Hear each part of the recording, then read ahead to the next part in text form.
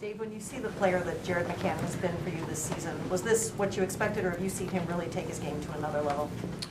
Well, Jared's been on a pretty steady trajectory, in a good way, in a positive way over the last couple of years. You're seeing that again offensively this year. And you're seeing it in other underlying areas as well. We've been able to use him up the middle. We've used him on the wing. He's continuing to grow his game without the puck as well. So, both of those two things, running together, we think, as much as he's a good player for us now and very important, he's going to continue to grow his game. He's also always been very vocal about how much he enjoys being part of the Seattle organization and being in Seattle. What has that brought to the team off the ice and in the room? Well, it's important. It's important for, for guys to, to really become ingrained in the community. As we've talked about, building, our group, building, who we want to be as a team. It's a big part of it. You have to have guys that are, excited to be a part of that growing process. It's not easy. It's not an easy process, day in and day out. There's a lot of heavy lifting and work that has to be done. And you need each individual to be a part of that. He's also had some adversity this year. He had the COVID bout earlier on, and that sapped him of a lot of his strength. He was telling us. I mean, how much does that factor in when you look at a guy's overall season when you're evaluating his ability to come back? Yeah, I think those. I believe those are growth opportunities. I think back to I believe game one in Vegas. If I remember right, I think we flew him in on and a couple other guys on the afternoon of the game without being with the team for the previous couple of days. So all of those opportunities, whether it's injuries or different adversities, are growth opportunities, and it's about how you handle them. And if you're able to handle them in a positive way, that's part of your growth and development as not only as a player, but as as part of a leadership group as well. What sorts of memories flood back to you when you're back in this building and your time spent in the other dressing room? It's the people. That's first and foremost what comes to mind. The guys, a lot of similar guys, in the coach's room, the staff, and obviously majority of the players inside of that dressing room. You got an unbelievable group of people there.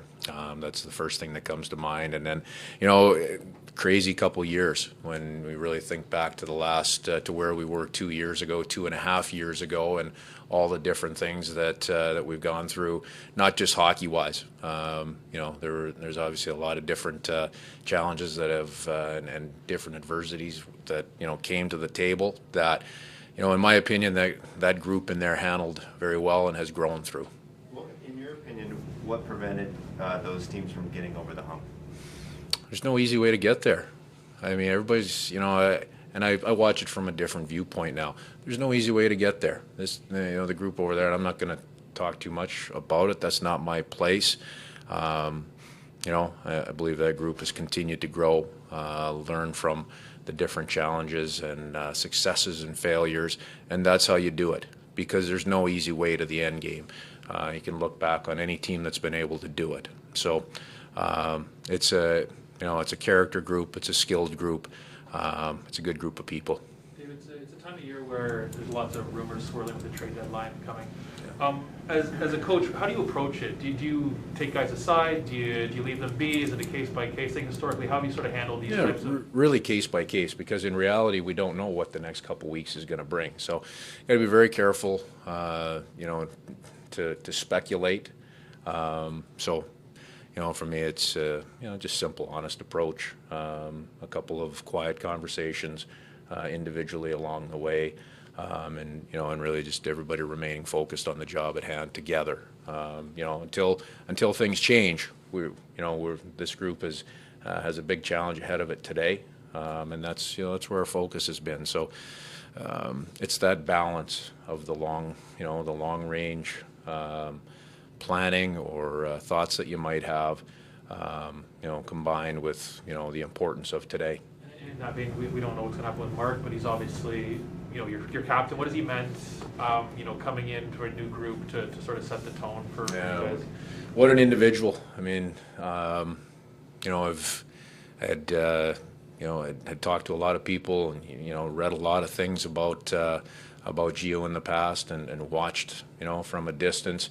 But until you're around him every day, it's hard to understand just how impactful he is as a human being and as a player.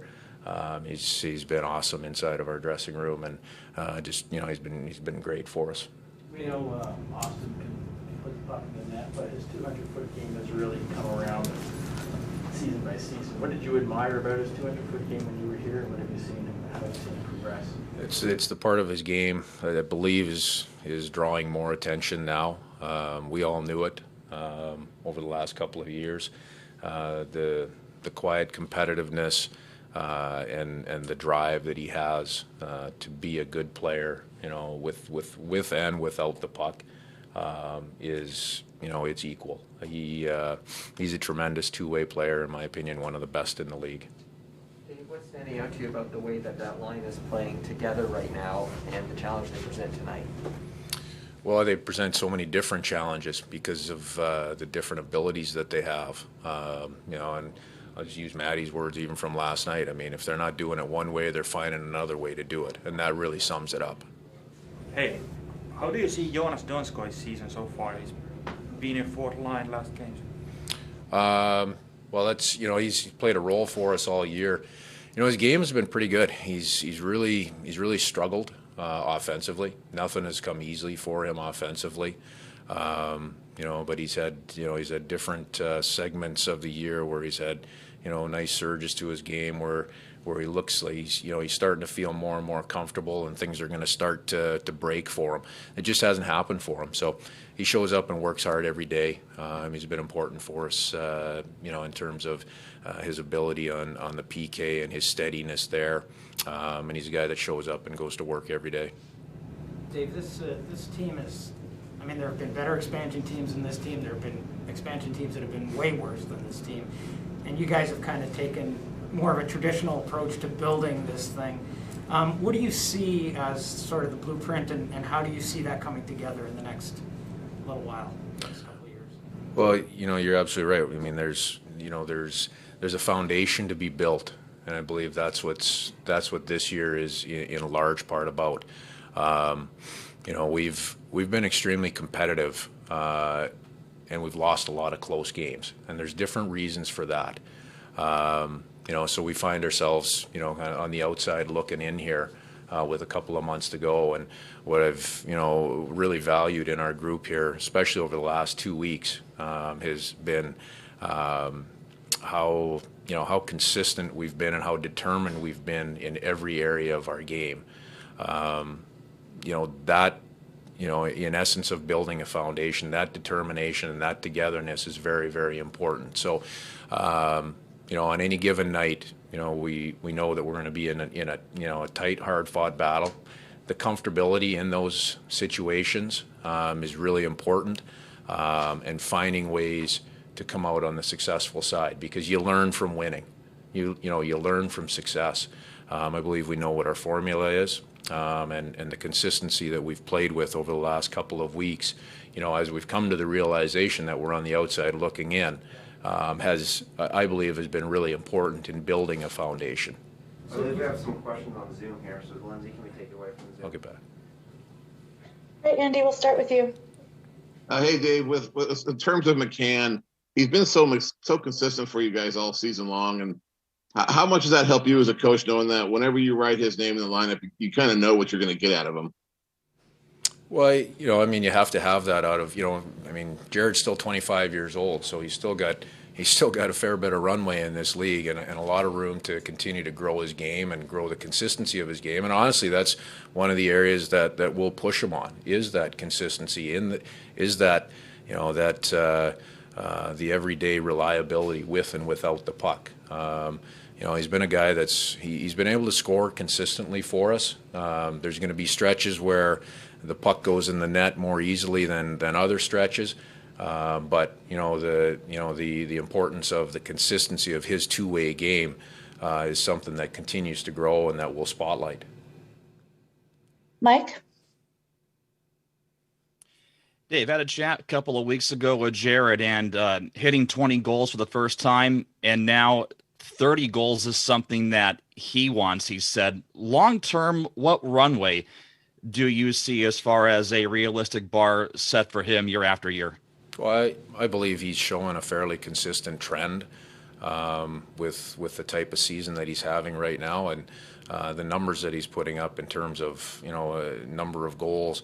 That's a hell of a season that he has going right now. So he's on a pretty good trajectory there. I think the consistency to be able to do that year in and year out that's not an easy task.